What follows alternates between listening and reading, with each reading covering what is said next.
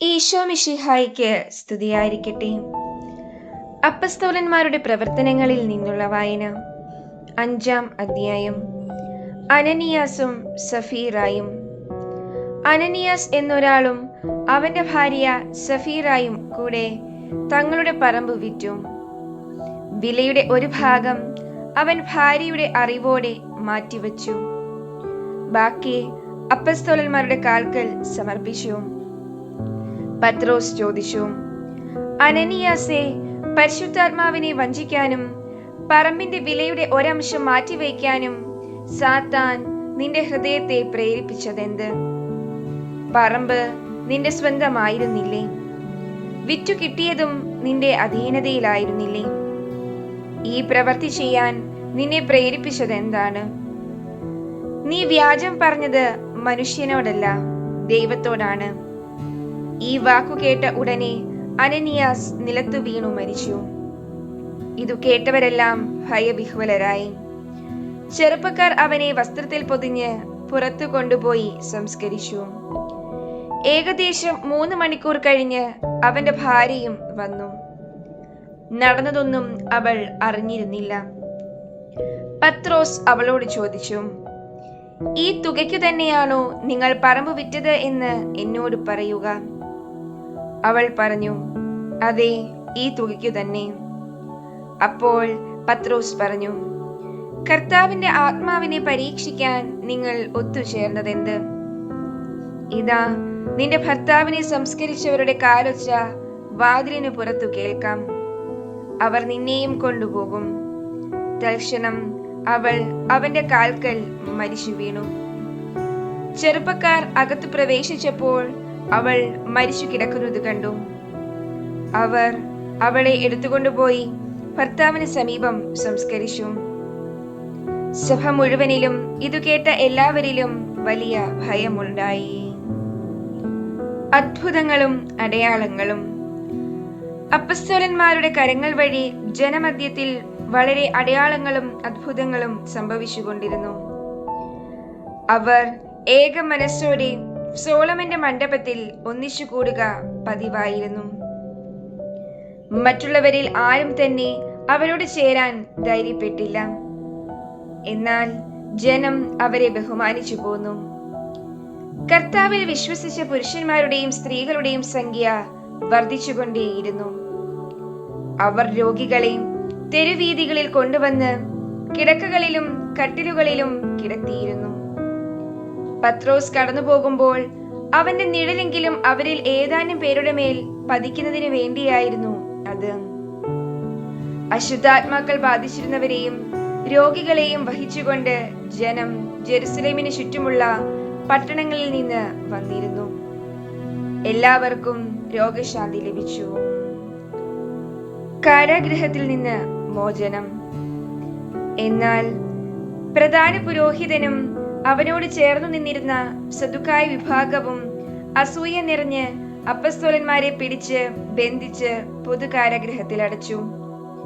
രാത്രി കർത്താവിന്റെ ദൂതൻ കാരാഗൃഹവാതിലുകൾ തുറന്ന് അവരെ പുറത്തു കൊണ്ടുവന്ന് അവരോട് പറഞ്ഞു, നിങ്ങൾ ദേവാലയത്തിൽ ചെന്ന് എല്ലാ ജനങ്ങളോടും നവജീവന്റെ ഈ വചനം പ്രസംഗിക്കുവിൻ.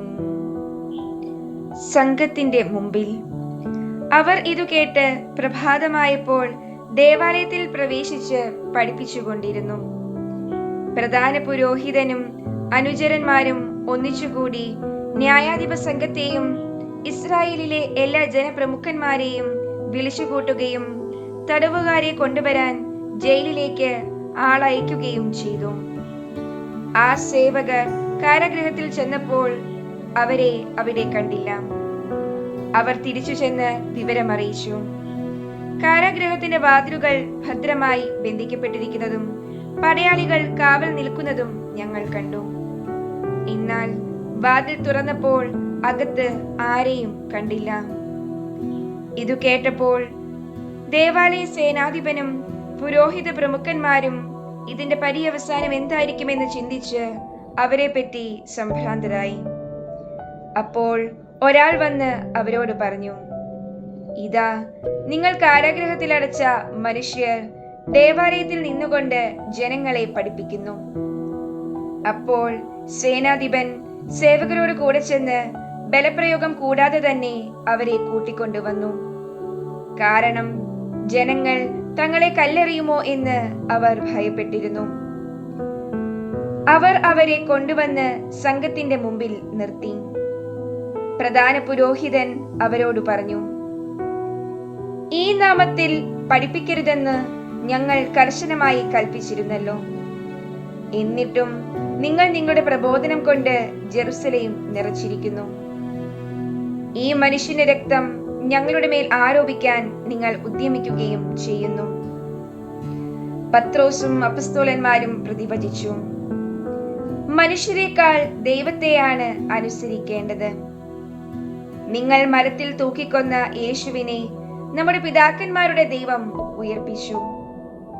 ഇസ്രായേലിന് അനുതാപവും പാപമോചനവും നൽകാൻ ദൈവം അവനെ നാഥനും രക്ഷകനുമായി തന്റെ വലത്തുഭാഗത്തേക്ക് ഉയർത്തി.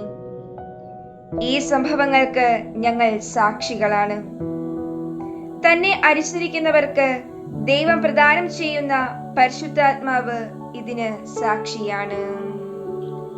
ഗമാലിയേൽ ഇടപെടുന്നു. ഇതു കേട്ടപ്പോൾ അവർ ക്ഷുഭിതരാവുകയും അപ്പസ്തോലന്മാരെ വധിക്കാൻ ആഗ്രഹിക്കുകയും ചെയ്തു. എന്നാൽ നിയമോപദേഷ്ടാവും സകലർക്കും ആദരണീയനുമായ ഗമാലിയേൽ എന്ന ഫരിസേയൻ സംഘത്തിൽ എഴുന്നേറ്റ് നിന്ന് അവരെ കുറച്ചു സമയത്തേക്ക് പുറത്തു നിർത്താൻ ആവശ്യപ്പെട്ടു. അനന്തരം അവൻ പറഞ്ഞു, ഇസ്രായേൽ ജനങ്ങളെ, ഈ മനുഷ്യരോട് എന്തു ചെയ്യാമെന്ന് തീരുമാനിക്കുന്നത് സൂക്ഷിച്ചു വേണം. കുറെ നാളുകൾക്ക് മുമ്പ് താൻ ഒരു വലിയവനാണെന്ന ഭാവത്തിൽ തെവുദാസ് രംഗപ്രവേശം ചെയ്തു. ഏകദേശം 400 പേർ അവന്റെ കൂടെ ചേർന്നു. എന്നാൽ അവൻ വധിക്കപ്പെടുകയും അവന്റെ അനുയായികൾ ചിതറുകയും നാമാവശേഷമാവുകയും ചെയ്തു.